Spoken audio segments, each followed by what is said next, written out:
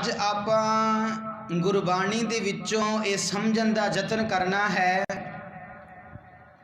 ਕਿ ਸ੍ਰਿਸ਼ਟੀ ਦਾ ਮਾਲਕ ਕੌਣ ਹੈ, ਸ੍ਰਿਸ਼ਟੀ ਨੂੰ ਕੌਣ ਚਲਾ ਰਿਹਾ ਹੈ। ਜਦੋਂ ਆਪਾਂ ਸਮਾਜ ਸੰਸਾਰ ਦੇ ਅੰਦਰ ਝਾਤ ਮਾਰ ਕੇ ਵੇਖਦੇ ਹਾਂ ਤਾਂ ਇਸ ਗੱਲ ਦਾ ਪ੍ਰਚਾਰ ਕੀਤਾ ਗਿਆ ਕਿ ਸੰਸਾਰ ਨੂੰ ਤਿੰਨ ਤਾਕਤਾਂ ਚਲਾ ਰਹੀਆਂ ਹਨ। ਆਪਣੇ ਆਪ ਨੂੰ ਰਾਗੀ ਢਾਡੀ ਪ੍ਰਚਾਰਕ ਕਹਿਣ ਵਾਲਿਆਂ ਨੇ ਵੀ ਸਟੇਜਾਂ ਤੋਂ ਇਹ ਪ੍ਰਚਾਰ ਕੀਤਾ कि धन श्री गुरु नानक साहब पातशाह जी ने जपजी साहब की बाणी के अंदर आख्या है कि तीन ताकतां संसार नूं चला रही ने। पर जेड़े लोगों ने स्टेजां तो ये गल बयान की कि तीन ताकतां संसार नूं चला रही ने, उन्होंने ध्यान दे नाल गुरबाणी नूं पढ़िया ही नहीं कि धन श्री गुरु नानक साहब पातशाह जी ने बाणी दे अंदर समझाया कि है। पातशाह जी का समझाउण दा तरीका है वो असीं समझिया नहीं। हुण तीन ताकतां मन्नियां गईयां, ब्रह्मा विष्णु अते शिव जी।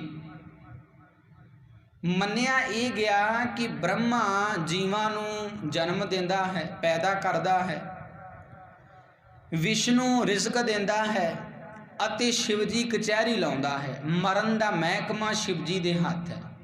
ये गल प्रचारी गई ताही संसार दे अंदर शिव जी दी पूजा अते शिव जी दे मंदिर बहुतात गिनती दे विच हन, क्योंकि संसार दा कोई भी बंदा मरना नहीं चाहता कि मेरी मौत ना होवे। इस करके शिव जी की पूजा बहुतात गिनती दे विच कीती जाती है। पर जदों आपां गुरु नानक साहब पातशाह जी की पावन पौड़ी जपजी साहब दे विचों पढ़ते हैं, धन श्री गुरु नानक साहब पातशाह जी ने फरमाया एका माई जुगत व्याई तीन चेले परवान, एक संसारी एक भंडारी एक लाए दी बाण। धन श्री गुरु नानक साहब पातशाह जी ने साडे सामने वो गल पहला रखी जो उस वेले प्रचलित सी। उस वेले एक गल प्रचलित सी कि संसार नूं तीन ताकतां चला रही। लोगों का जो ख्याल सी ना वो गुरु नानक साहब पातशाह जी ने आरंभ दे विच साडे सामने रखिया। लोगों का ख्याल की सी कि एका माई जुगत व्याई तीन चेले परवान, कि माया किसी जुगती नाल प्रसूत हुई ते प्रतख तौर ते उस दे तीन पुत्र जम पे, एक संसारी एक भंडारी एक लाए दी बाण। तीन पुत्र जमे, उन्हां दे विचों ब्रह्मा घर बारी बनिया। भाव वो जीवां नूं पैदा करने वाला बनिया। विष्णु रिजक देन लगा अते शिव जी दे हिस्से मरण वाला महकमा आया। ये उस वेले प्रचलित सी, वो ख्याल सी जो गुरु नानक साहब पातशाह जी ने आरंभ दे विच साडे सामने रखिया है। जदों धन श्री गुरु नानक साहब पातशाह जी ने गुरमत का पक्ष रखिया ना, तो धन श्री गुरु नानक साहब पातशाह जी ने आखिया जिव तिस भावै तिवें चलावै, जिव होवै फुरमान। पातशाह जी ने आखिया ये तीन ताकतां संसार नूं नहीं चला रही। ये उस वेले का ख्याल है जो गुरु नानक साहब पातशाह जी ने साडे सामने रखिया। उस वेले ये गल प्रचलित सी ते असीं समझिया कि गुरु नानक साहब पातशाह जी ने भी इस गल ते मोहर ला दी कि तीन ही ताकतां संसार नूं चला रही। नहीं, गुरु नानक साहब पातशाह जी तो कह रहे हैं कि जिव तिस भावै तिवें चलावै, जिव होवै फुरमान। ये तीन ताकतां संसार नूं नहीं चला रही। जिवें अकाल पुरख परमात्मा नूं भाउंदा है, उसका हुक्म है, वो अपने हुक्म के अंदर संसार नूं चला रहा है। ब्रह्मा विष्णु अते शिव जी के हाथ दे विच कुछ नहीं, इन्हां दे हाथ कुछ नहीं, ना ही ब्रह्मा दे हाथ जन्म देने वाला कोई महकमा है, ना कोई शिव दे हथ है, किसी दे हाथ दे विच कुछ नहीं, ना कुछ विष्णु दे हाथ दे विच है। जिवें तिस भावै तिवें चलावै, जिम होवै फुरमान। जिवें अकाल पुरख नूं भाउंदा है वो उवें ही संसार नूं चला रहा है। धन श्री गुरु नानक साहिब पातशाह जी दे पावन बचन आसा की वार पावन बाणी दे अंदरों जदों आपां पढ़दे हां, पातशाह जी ने आखिया आपी ने आप साजियो, आपी ने रचियो नाओ, दुई कुदरत साजी है कर आसन डिठो चाओ। अकाल पुरख ने आप ही अपने आप नूं साजिया है, सह भंग है। अकाल पुरख का प्रकाश अपने आप तो होया है, उसका कोई माँ प्यो नहीं, ते जिसका माँ प्यो नहीं वो जूना दे विच भी नहीं आउंदा। अजूनी सह भंग। दुई कुदरत साजी है कर आसन डिठो चाओ। पहला अपने आप नूं साजिया, फिर कुदरत नूं बनाया, ते कुदरत दे विच सर्व व्यापक हो के सबना दी संभाल भी आप ही कर रहा है। तीन ताकतां संसार नूं ही चला रही। अकाल पुरख परमात्मा ही चला रहा संसार नूं। दुई कुदरत साजी है कर आसन डिठो चाओ। अगे पातशाह जी ने क्लीयर कर दिता, कोई भुलेखा नहीं रहन दिता। पातशाह जी ने बाणी दे अंदर आख्या दाता करता आप तू तुस देवें करें पसाओ। दाता देन वाला भी अकाल पुरख आप है, साजन वाला भी आप है। दाता करता आप तू तुस देवें करें पसाओ। इत्थे प्रचलित कर दिता गया कि पैदा करने वाला हो रहा है, रिजक देने वाला हो रहा है, मरण का महकमा किसी होर हाथ दे विच है। पर पातशाह जी कहते नहीं, एक ही ताकत है जो संसार नूं चला रही है। दाता देने वाला एक है, दद्दा दाता एक है। सबको देवनहार देंदे तोड़ ना आवे, अगणत भरे भंडार।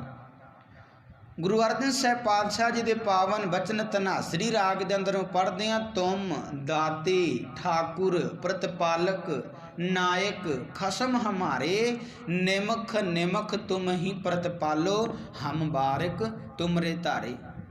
जिहवा एक कवन गुण कही है, बेशुमार बेअंत सुवामी, तेरो अंत न कि नहीं लही है। ਉਹਦੇ अनेकां गुण ने, बयान नहीं कीते जा सकते। बेअंता बेअंत गुण तेरे, केतक गावा राम। धन श्री गुरु नानक साहिब पातशाह जी ने आख्या दाता करता आप तू। दाता भी अकाल पुरख है, करता भी अकाल पुरख है। तुस देवें करें पुसाओ, तू जान होई सब सैं दे लैसैं जिंद कवाओ। ते जन्म मरण का महकमा भी अकाल पुरख के हाथ दे विच है, किसी दूजी ताकत के हाथ दे विच नहीं। कोई दूजा नहीं जो संसार नूं चला रहा। आप ही जिंद ते शरीर दिंदा है ते आप ही मुड़ के लै लैंदा है। उहदे हुक्म दे अंदर जीव पैदा हुंदा है ते हुक्म दे अंदर ही चला जाता है। कोई भुलेखा गुरु नानक साहिब पातशाह जी रह नहीं दिता। श्री सुखनी साहिब की बाणी के अंदर गुरु अर्जन साहिब पातशाह जी ने आख्या कारण कारण प्रभ एक है,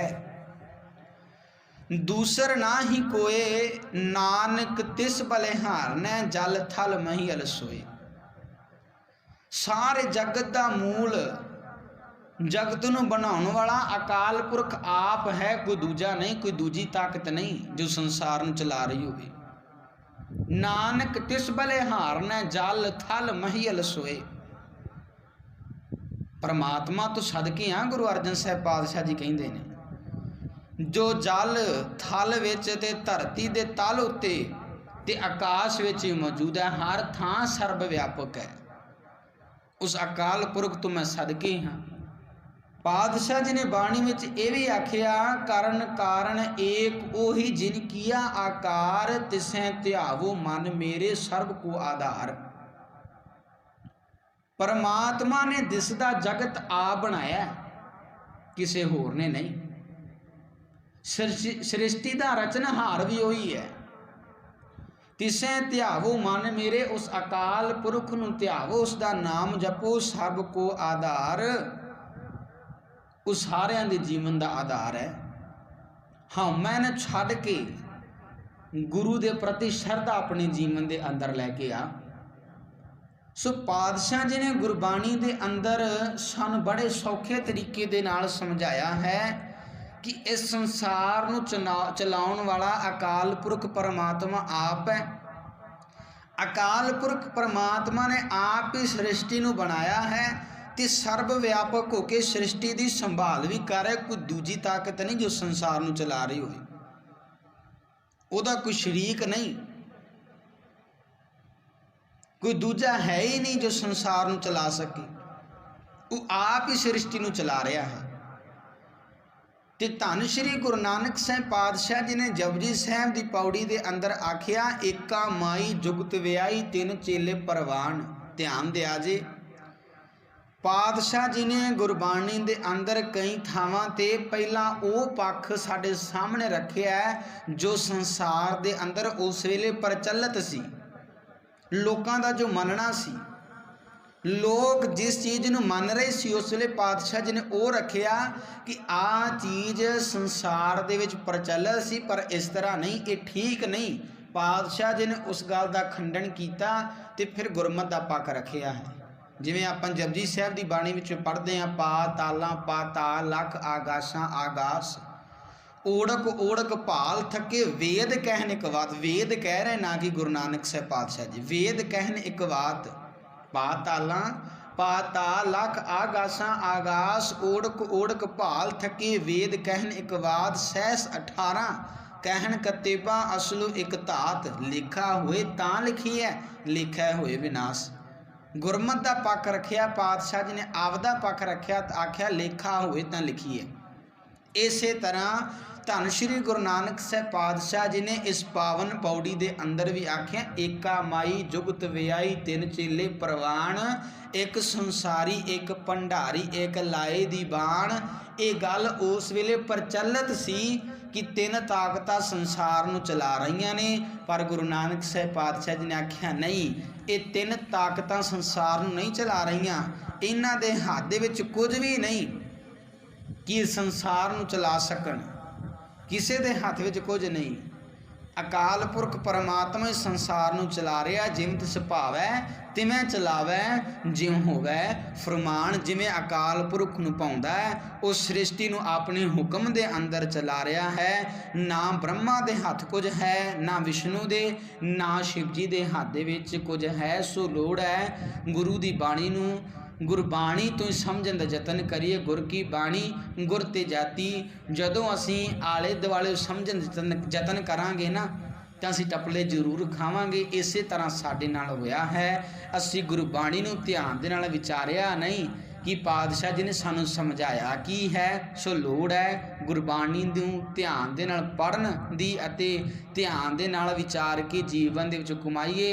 सो अखीर दे विच मैं कह देवां कि गुरु नानक साहब पातशाह जी ने आख्या, इस सृष्टि का करता, इस सृष्टि का रचनहार, इस सृष्टि नूं चलाउण वाला वो अकाल पुरख परमात्मा आप है। कोई दूजी ताकत संसार नूं नहीं चला रही।